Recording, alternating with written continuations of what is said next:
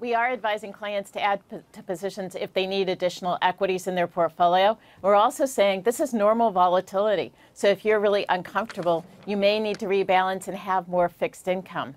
But when I'm looking out, I want to be sure that clients are keeping a well-balanced and well-diversified equity portfolio. So I would say look across the sectors. If there's one that you don't own, take advantage of the pullback.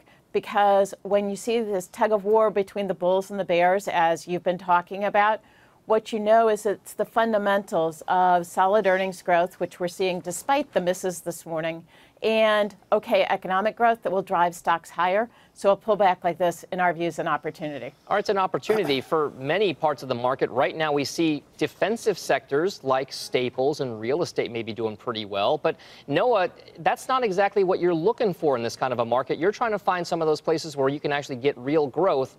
What are you looking for in terms of today's sell-off? Where are you putting money to work? Well, what I'm looking for is the Fed just to stop or to blinker.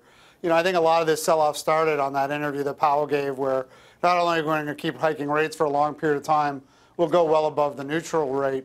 And that's been reiterated by several Fed governors. So, if you look at what they're doing with interest rates, and you're looking at expectations for December and even into next year, even with this chaos in the global markets, look at the regional bank index, look at a whole host of small caps and even the larger banks, they seem to be completely oblivious or willing just to continue to hike interest rates. So, the problem is that, my career has been a long one doing this, and I've yet to see a cycle not ended by the Federal Reserve. And so it may be a buying opportunity, but the risk is that they're going to keep raising interest rates until they completely put the economy into a recession. So, Noah, the declines and that I think is the ultimate rate. The declines that you cited in banks, in transports, in industrials, in small caps, do you think that they indicate that the economy is in fact slowing? Is the market telling us something?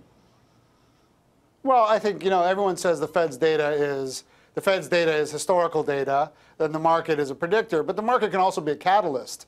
And so I think these steep declines in earnings from Bank of the Ozarks, for example, the Fed really does have to pay attention to some of this. Their actions on interest rates, everyone says 2.25 isn't that high, but mortgage rates over 5% are high. Hiking interest rates isn't going to solve high prices in housing. The only thing that's going to solve high prices in housing is if people keep building houses because they're too expensive and more supply comes on the market. That doesn't get solved by the Fed raising interest rates. There's also been papers from the San Francisco Fed and the Philly Fed saying the entire idea that low unemployment causes inflation is bunk. Yet they still continue on this Phillips curve. So the market really doesn't know this Fed, but the fact that expectations for future rate hikes aren't budging with this sell-off, it's concerning to people for sure.